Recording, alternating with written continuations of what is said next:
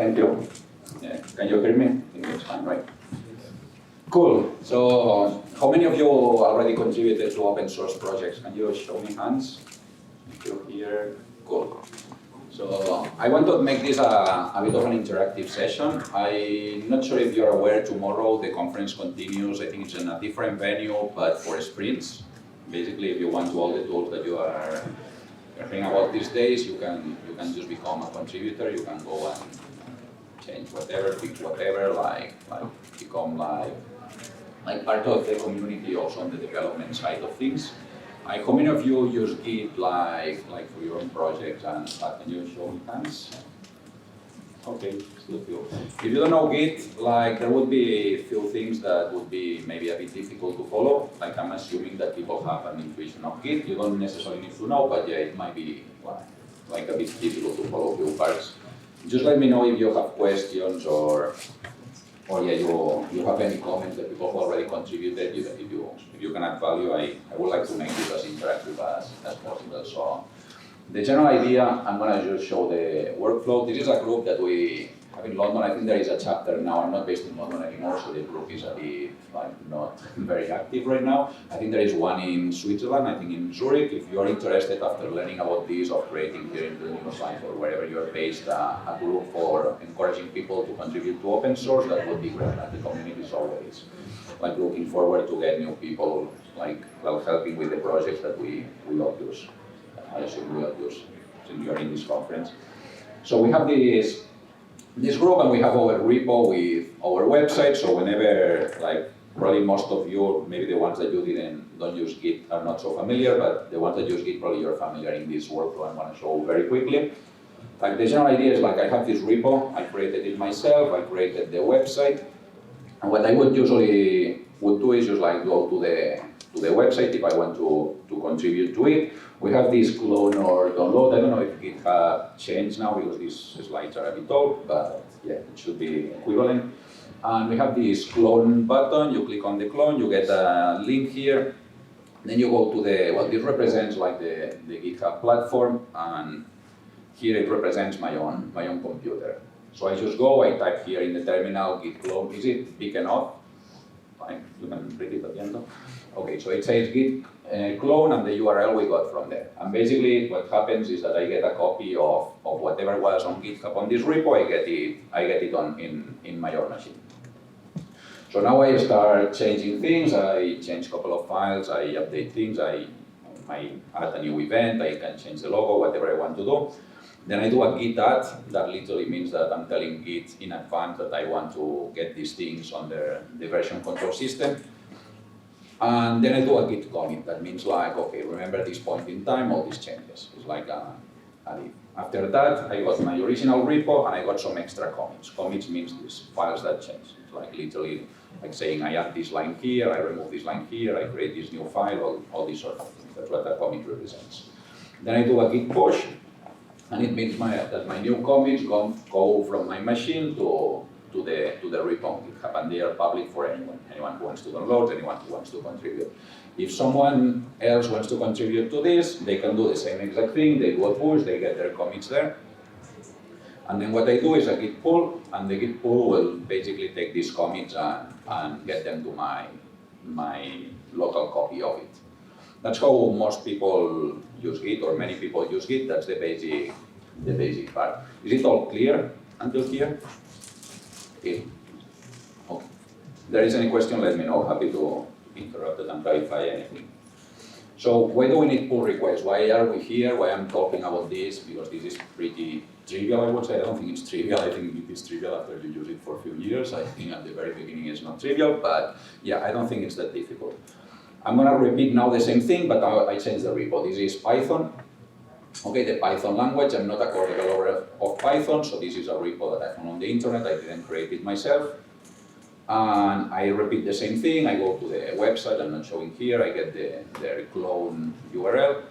I just do a git clone. I make all the changes as I did before. I want to change this in Python. I don't like the Python logo anymore. I want to rename the interpreter to whatever you want to do. You will get the commits locally.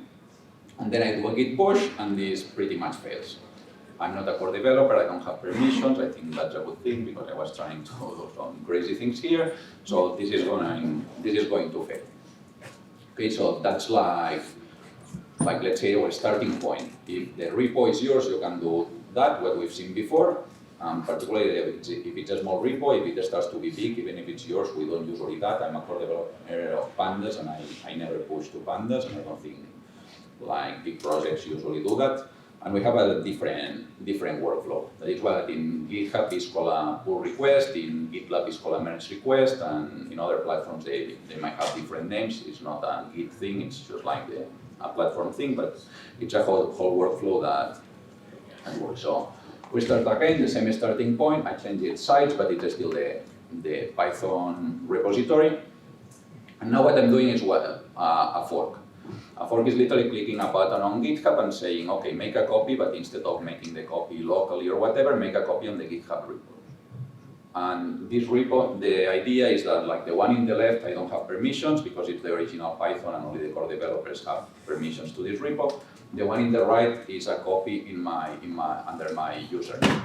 And this is my own copy, that's why you see my face from a few years ago, but that's what you will have. And I do have permissions to this one, and that makes a big difference, because if I have permissions to this one, well, this is just like showing you where is the fork. I don't think it changed much. So, and then you can see that this was like the Python/CPython, if you check the name of the repo in the left, and you can see here that this is that data Pythonista is my username on GitHub, and you can see that the name of the repo is the same, and in a small it says that it's a fork. So this is like my own copy. It's like at this point it's exactly the code is the same, the history, everything is the same in terms of the content of the repo, but now it's like two copies, one belongs to me, one belongs to the Python core developers. So when I've got this, now I'm starting from my own copy, and I'm gonna do the clone. There is something I could do everything that I did before, but I'm gonna add something else before this. Not sure if you are familiar with Git branching. The general idea is that if I start like modifying things here, I lose the original copy of the version. And that has implications because when you are changing your master, well, in many repos now it's renamed to main. As I said, this is like a bit old, but yeah, it would be the same exactly. Some people, well, I think that it changed the default branch name to main from master. So the general idea is if I start changing things in the main branch, in the master branch, then when I start working on things are gonna be a bit slower.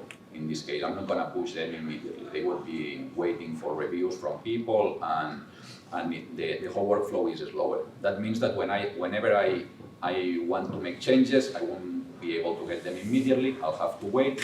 And if I want to work in something else, I need to use branches. If you're familiar with Git branches, probably you know what I'm talking about. But yeah, the general idea is like, if I change something here, whatever I want to do next, it will have to depend on these changes. If I want to work in two independent things and I don't have the certainty that they will be merged and they will become part of Python because the decision is not mine, the decision is from the Python core developers, I want to be able to work in parallel. And that's pretty much what the Git branch gives. I keep this one as the original one, and then from this I can branch. And I'm going to branch only once here, but you can branch multiple times. So the general idea is like we've got this, there are two copies. Now, as you can see, it's a bit counterintuitive, but right now we have like 4 copies. It's not literally like what is going on, but for us as users, we have literally 4 copies of the same repo, and we didn't even start working. It's like, if you're the first time being exposed to this, it's like not very intuitive thing why you need to get so crazy on that, but yeah, it's the best way it works. So we have the original one, the one on GitHub that is my copy, my local copy, and then a copy of my local copy. Right, pretty much. And I'm gonna make the changes that I was doing before, like I'm gonna change the files that I'm interested on changing, I'm gonna do the git add, telling Git that I'm interested on that, I'm gonna do the git commit, I have the description, and I get the commits in this branch. Now, I can do the push. I need to just say, this is because of the branch. I'm telling like, okay, I want to commit to this branch. The first time you need to do that. After that, you can do a a normal Git push, but it's like the same idea, just because it's a different branch that it's not the default, I need to specify that. And then I get the commits in a branch, also in my copy in GitHub. So this is my repo, I have permissions to push, that's the problem that we had before. We don't have permissions to push to that other repo, but we do have permissions to push here because this is our own copy. So now we've got the commits there in a separate branch. And what we'll be doing is this concept of pull request. Pull request, as I said, is not a Git concept. It's just like, you can see it more as an email address. It's like a fancy interface for an email address, just an email message. So the general idea is like, well, in practice that means that after you do the push and you do those things in the terminal or whatever UI you're using for GitHub, you go to GitHub and you will have this button compare and pull request because GitHub already knows that you have a new branch and automatically it will propose you if you want to open a pull request to the project. We say, okay, yeah, I want to do this. We fill whatever information the project is asking. They usually provide a template. If the project is smaller, they can give you that. But yeah, as I said, this is like pretty much like an email message. You have like the title that would be the subject, and then you have the description where you explain why you are doing these changes, why you think that Python would be better with the changes I did locally. So after this pull request, like the Python core developers will be notified and will get these messages, everything automated. It's like by GitHub with these interfaces and that, but they should receive a notification one way or another saying like, hey, check my changes. I did something, I changed something in Python. I think like Python had something that I could improve. So here are my changes. So these were the core developers of Python a few years ago. Now I think like the picture changed a bit. But these people, the ones that own that repo, and it can be, if you're contributing to a smaller project, probably it will be a single person. In that case is more people. And yeah, sorry, I didn't present. So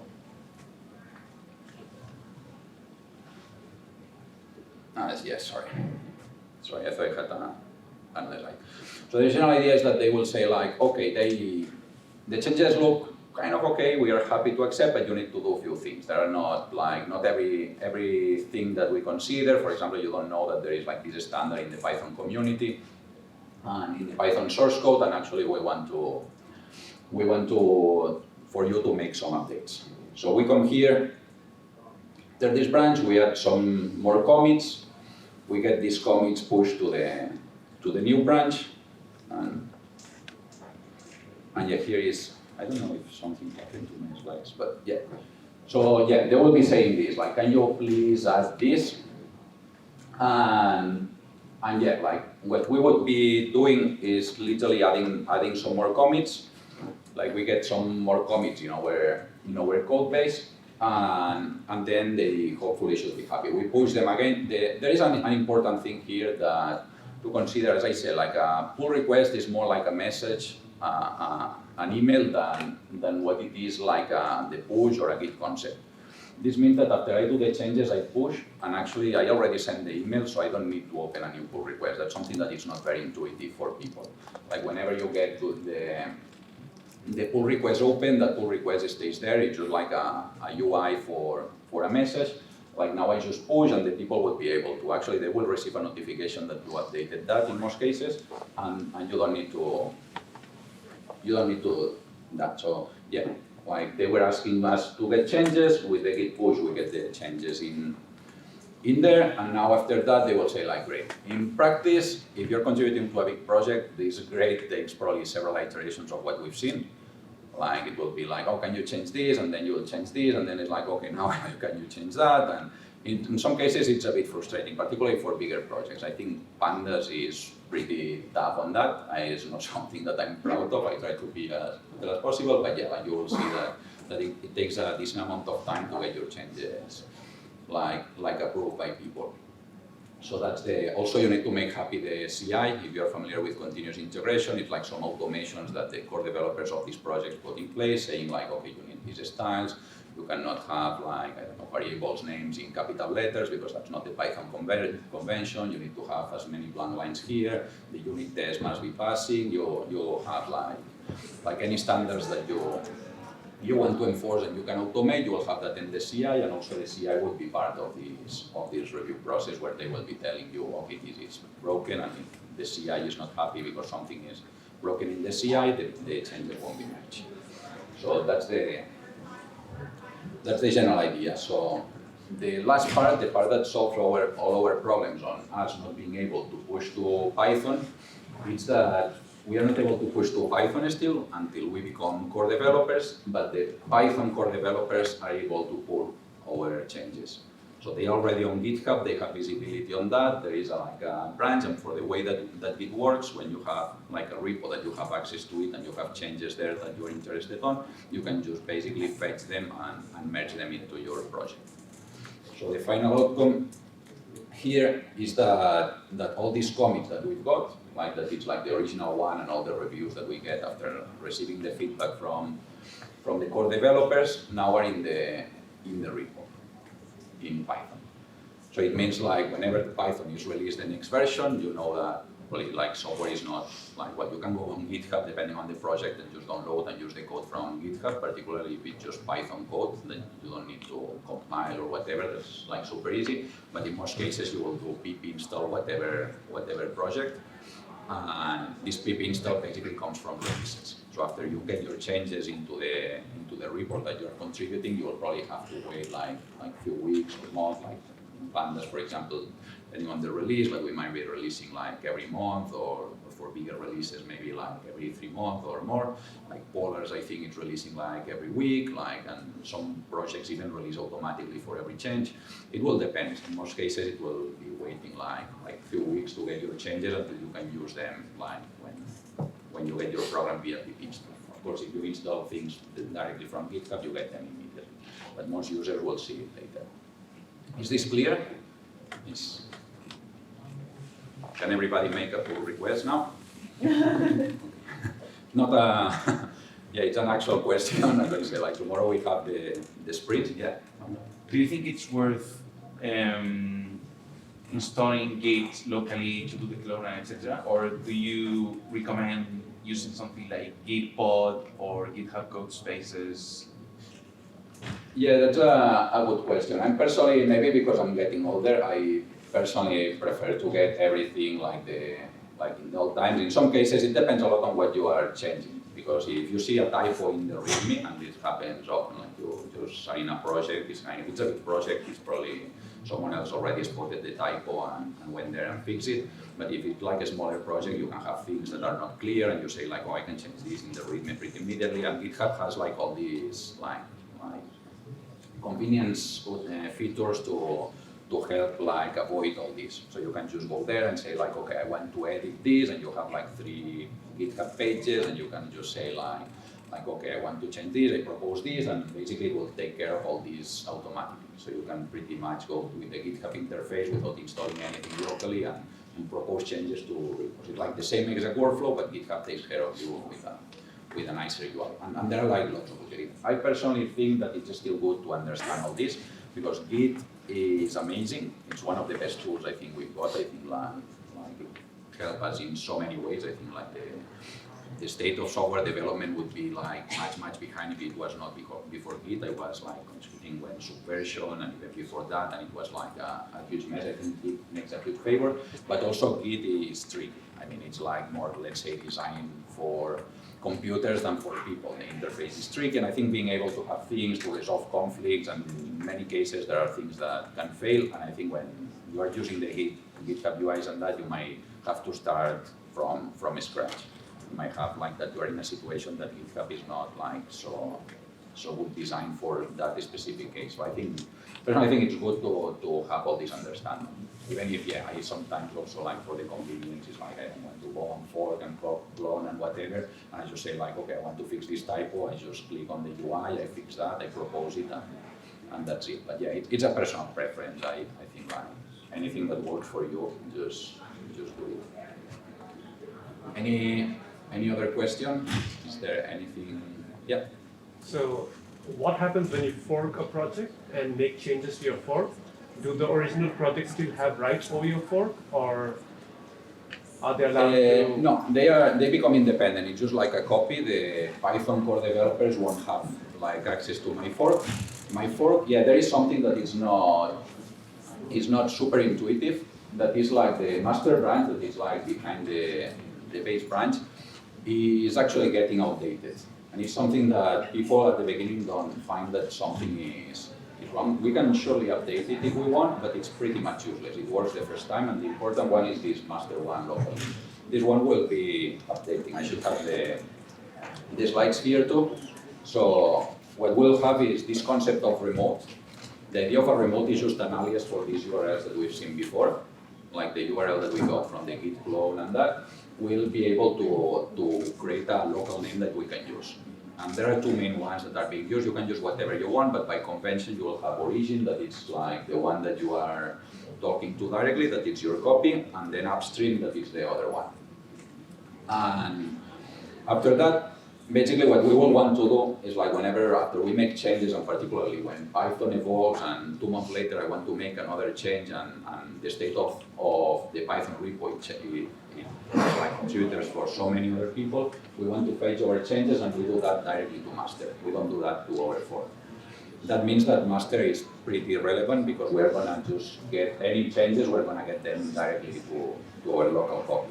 We'll get anything that is in there, we'll get in here.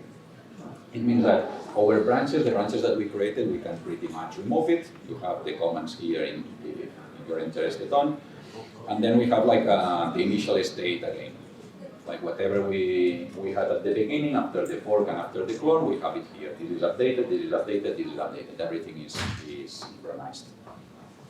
So the general idea is like, yeah, like we'll have this workflow after the pull request, like we'll be like evolving, updating our changes, but we won't be updating master that much unless we want some people, I don't know, like see that your master from a fork is like 10 years old, and then you go and just push to it. You can do that, but it's pretty much useless.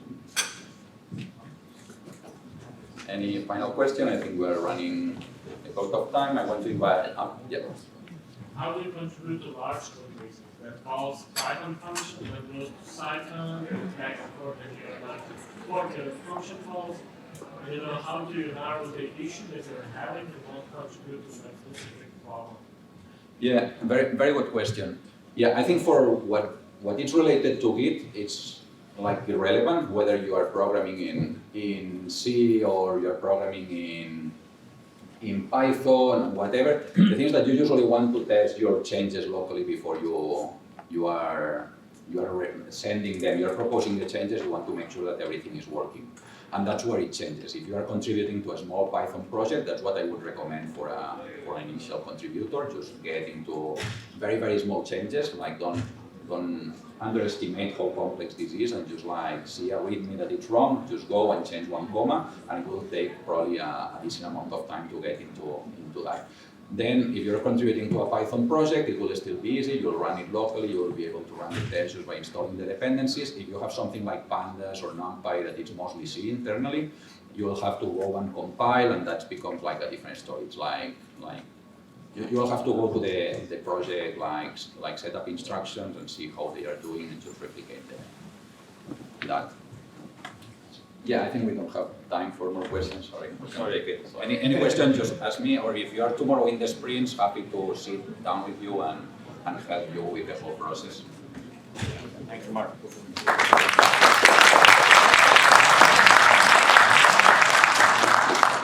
So just announcement and clarification. So tomorrow we will be having sprints. Mark will be there, a couple of other projects, Mark with Pandas, of course. How many would plan to attend? Please raise your hand. 1, 2, 3, 4, 5, 6, 7, something like this.